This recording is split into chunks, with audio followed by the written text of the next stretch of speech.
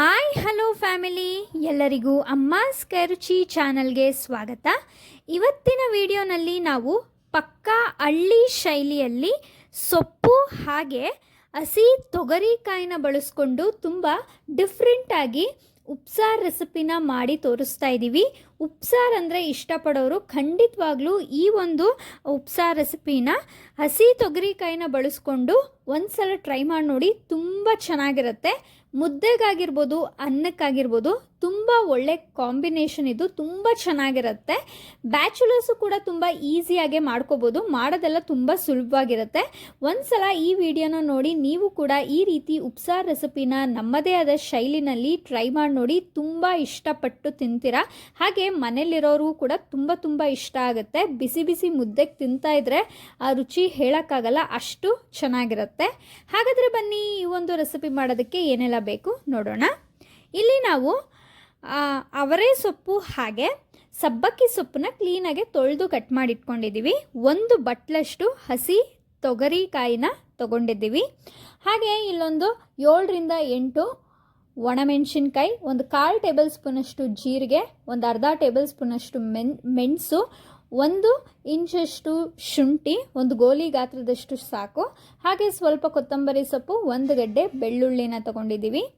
ಇಲ್ಲಿ ಒಂದು 1/4 ಬಟ್ಲಷ್ಟು ತೆಂಗಿನಕಾಯಿ ತುರಿ ತೊಗೊಂಡಿದ್ದೀವಿ. ಒಂದು ದೊಡ್ಡ ಸೈಜ್ ಈರುಳ್ಳಿನ ಚಿಕ್ಕದಾಗಿ ಕಟ್ ಮಾಡಿ ಇಟ್ಕೊಂಡಿದ್ದೀವಿ. ಹಾಗೆ ಒಂದು 4ರಿಂದ 5 ಒಣಮೆಣಸಿನ್ಕಾಯಿ ಒಗ್ಗರಣೆಗೆ, ಸ್ವಲ್ಪ ಕೊತ್ತಂಬರಿ ಸೊಪ್ಪು, ಸ್ವಲ್ಪ ಜೀರಿಗೆ, ಹಾಗೆ ಸ್ವಲ್ಪ ಕರಿಬೇವಿನ ಸೊಪ್ಪನ್ನು ತೊಗೊಂಡಿದ್ದೀವಿ. ರುಚಿಗೆ ತಕ್ಕಷ್ಟು ಉಪ್ಪು ಮತ್ತು ಇಲ್ಲಿ ಸ್ವಲ್ಪ ಎಣ್ಣೆನ ಬಳಸಿದ್ದೀವಿ. ಈಗ ಹೇಗೆ ಮಾಡೋದು ಅಂತ ನೋಡೋಣ. ಮೊದಲಿಗೆ ನಾವಿಲ್ಲಿ ಒಂದು ದೊಡ್ಡ ಪಾತ್ರೆಗೆ ಸ್ವಲ್ಪ ನೀರನ್ನು ಕಾಯೋದಕ್ಕೆ ಇಟ್ಟಿದ್ದೀವಿ. ನೀರು ಸ್ವಲ್ಪ ಚೆನ್ನಾಗಿ ಬಿಸಿ ಆದಮೇಲೆ ಇದಕ್ಕೆ ನಾವು ತೊಗರಿಕಾಯನ್ನು ಹಾಕೊತಾ ಇದ್ದೀವಿ. ಇಲ್ಲಿ ನಾವು ತೊಗೊಂಡಿರೋವಂಥದ್ದು ಹಸಿ ತೊಗರಿಕಾಯಿನ ತೊಗೊಂಡಿದ್ದೀವಿ. ತೊಗರಿಕಾಯಿನ ನೀರೊಳಗೆ ಹಾಕಿ ಸ್ವಲ್ಪ ಉಪ್ಪನ್ನು ಹಾಕಿ ಕಾಳನ್ನು ಚೆನ್ನಾಗಿ ಬೇಯಿಸ್ಕೋಬೇಕು. ನೋಡಿ, ಈ ರೀತಿಯಾಗಿ ಅದು ಚೆನ್ನಾಗಿ ಕುದಿ ಬರಬೇಕು. ಕಾಳು ಕೂಡ ನೋಡಿ ಎಷ್ಟು ಚೆನ್ನಾಗಿ ಬೆಂದಿದೆ ಅಲ್ವಾ. ಸೊ ಈಗ ಕಾಳು ಬೆಂದಿದೆ. ಇದರಲ್ಲಿ ಸ್ವಲ್ಪ ಕಾಳನ್ನು ಸೈಡಲ್ಲಿ ಎತ್ತಿಟ್ಕೋತಾ ಇದ್ದೀವಿ. ಯಾಕಂದರೆ ನಾವು ಖಾರ ರುಬ್ಕೊಳ್ಳೋಕ್ಕೆ ಈ ಕಾಳು ಬೇಕಾಗುತ್ತೆ. ಆದ್ದರಿಂದ ಸ್ವಲ್ಪ ಕಾಳನ್ನು ಎತ್ತಿಟ್ಕೊಂಡಿದ್ದೀವಿ. ಈಗ ಅದೇ ಪಾತ್ರೆಗೆ ಅರವೆ ಸೊಪ್ಪು ಮತ್ತು ಸಬ್ಬಕ್ಕಿ ಸೊಪ್ಪನ್ನು ಕೂಡ ಹಾಕೋತಾ ಇದ್ದೀವಿ. ಮೊದಲಿಗೆ ನಾವು ಕಾಳನ್ನು ಬೇಯಿಸ್ಕೊಬಿಡ್ಬೇಕು. ಯಾಕಂದರೆ ಕಾಳು ಬೇಯೋದಕ್ಕೆ ಸ್ವಲ್ಪ ಟೈಮ್ ಹಿಡಿಯುತ್ತೆ. ಸೊಪ್ಪಾದರೆ ಒಂದು 5ರಿಂದ 10 ನಿಮಿಷಗಳ ಕಾಲದಲ್ಲಿ ಬೆಂದೋಗ್ಬಿಡುತ್ತೆ ಕ್ಲೀನಾಗೆ.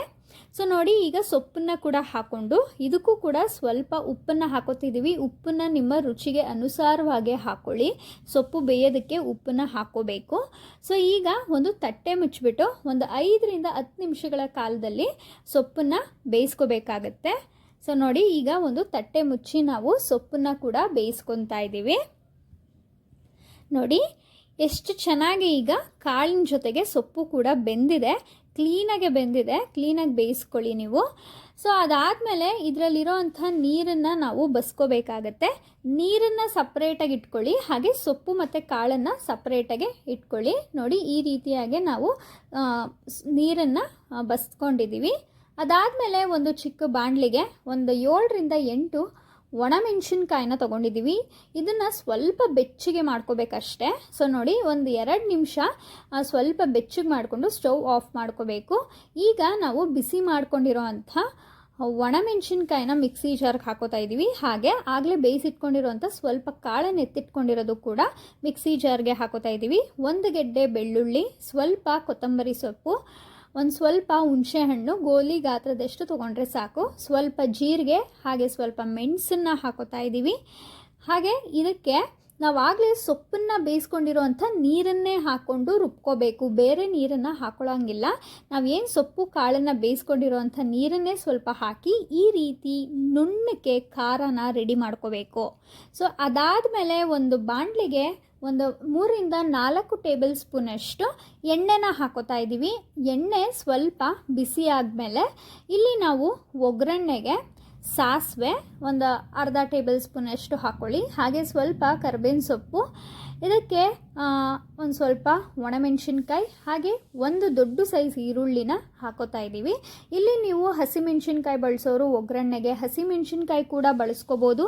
ಹಾಗೆ ಖಾರ ರುಬ್ಬಕ್ಕೆ ನಾವಿಲ್ಲಿ ಒಣಮೆಣಸಿನ್ಕಾಯಿನ ಬಳಸಿದ್ದೀವಿ. ನಿಮಗೆ ಬೇಕು ಅಂದರೆ ಹಸಿಮೆಣಸಿನ್ಕಾಯಿನೂ ಕೂಡ ಬಳಸ್ಬೋದು, ತುಂಬ ಚೆನ್ನಾಗಿರುತ್ತೆ.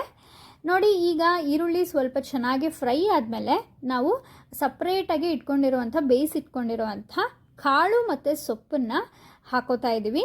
ಕಾಳು ಮತ್ತು ಸೊಪ್ಪನ್ನು ಹಾಕ್ಕೊಂಡು ಸ್ವಲ್ಪ ಚೆನ್ನಾಗಿ ಫ್ರೈ ಮಾಡ್ಕೊಳ್ಳೋಣ. ಆಲ್ರೆಡಿ ಅದು ನಾವು ಬೇಯಿಸ್ಕೊಂಡಿರೋದ್ರಿಂದ ಚೆನ್ನಾಗಿ ಬೆಂದೋಗ್ಬಿಟ್ಟಿರುತ್ತೆ. ಒಂದು 5 ನಿಮಿಷಗಳ ಕಾಲ ಹಾಗೆ ಫ್ರೈ ಮಾಡಿದ್ರೆ ಸಾಕಾಗತ್ತೆ.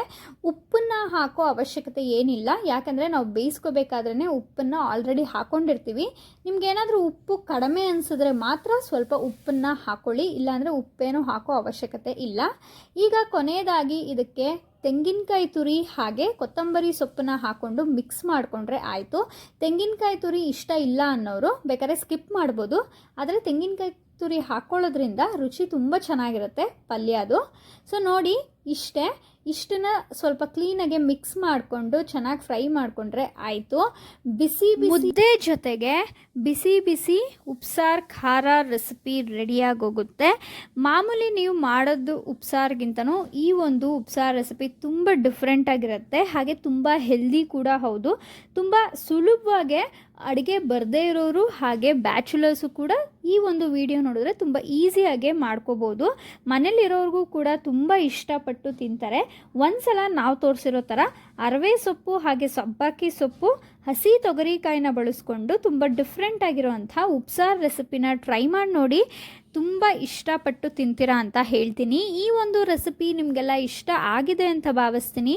ಇಷ್ಟ ಆಗಿದ್ರೆ ಅಮ್ಮಾಸ್ ಕೈ ರುಚಿ ಚಾನಲ್ನ ಸಬ್ಸ್ಕ್ರೈಬ್ ಮಾಡ್ಕೊಳ್ಳಿ. ಹಾಗೆ ಲೈಕ್, ಶೇರ್, ಕಮೆಂಟ್ ಮಾಡಿ. ನಿಮ್ಮ ಫ್ರೆಂಡ್ಸ್ ಆ್ಯಂಡ್ ಫ್ಯಾಮಿಲಿಗೂ ಈ ಒಂದು ವಿಡಿಯೋನ ಶೇರ್ ಮಾಡಿ. ನೀವು ಕೂಡ ಈ ರೆಸಿಪಿ ನಿಮ್ಮ ಮನೇಲಿ ಟ್ರೈ ಮಾಡಿ ರೆಸಿಪಿ ಹೇಗೆ ಬಂತು ಅಂತ ನಮಗೆ ಕಮೆಂಟ್ ಮೂಲಕ ತಿಳಿಸೋದನ್ನ ಮರಿಬೇಡಿ. ಈ ಒಂದು ವಿಡಿಯೋ ನೋಡಿದ್ದಕ್ಕಾಗಿ ಎಲ್ಲರಿಗೂ ತುಂಬು ಹೃದಯದ ಧನ್ಯವಾದಗಳು.